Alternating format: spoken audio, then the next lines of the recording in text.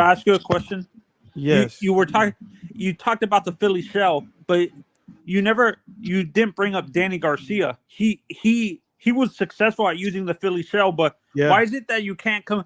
I Except Floyd, I don't really see a lot of people like doing it well, combining the Philly shell and the shoulder roll together. Yeah. Are those two styles contradictory to No, each it's other? Is not. that why it doesn't work? Yeah, it's different because a lot of people do like you guys. You see guys and y'all practice boxing. Everybody practices some boxing. Everybody want to know how to fight, right?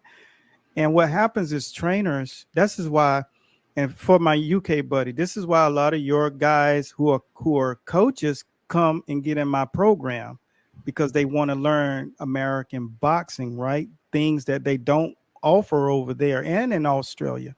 But what happens is they do it, but they don't get it into their muscle memory. So when they fight against a real killer, like when you get in there with somebody for real and you're trying to do the shoulder roll and they real, you know that you shouldn't be doing it.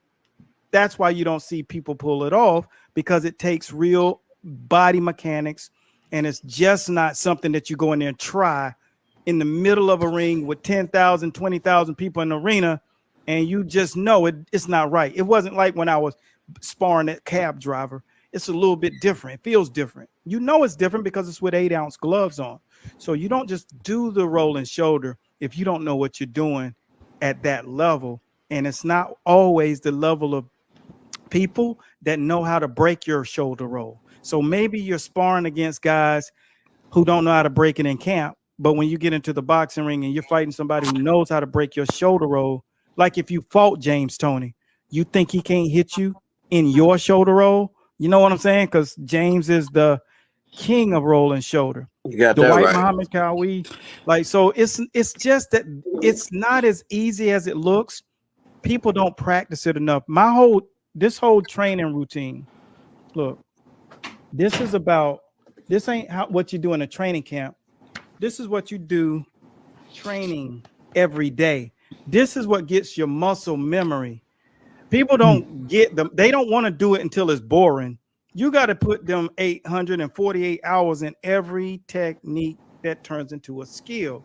And guys just want to do it and then learn something new, and then learn some more new stuff, and then think when they fight on fight night, they figure out they can't pull the trigger on that shit because it's not in your body. Like you just said a minute ago, it's not in you. It's just on you. So do you think that's what hurt AJ? He's learning too many.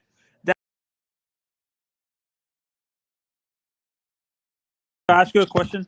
Yes. You talked about people are teaching skills and people are teaching techniques, but they're lacking the principles. In this 52 weeks training guide, you're not only learning skills, you're learning the principles of boxing. So if you're trying to learn boxing at a high level and reach your full potential, type the word skills and take advantage of this opportunity to learn it on an entirely different level. And remember, you're only as good as your worst technique. So type skills and get started today. And I didn't even mention that the video tutorials also come with this 52 weeks training guide. Type skills and level up. So long.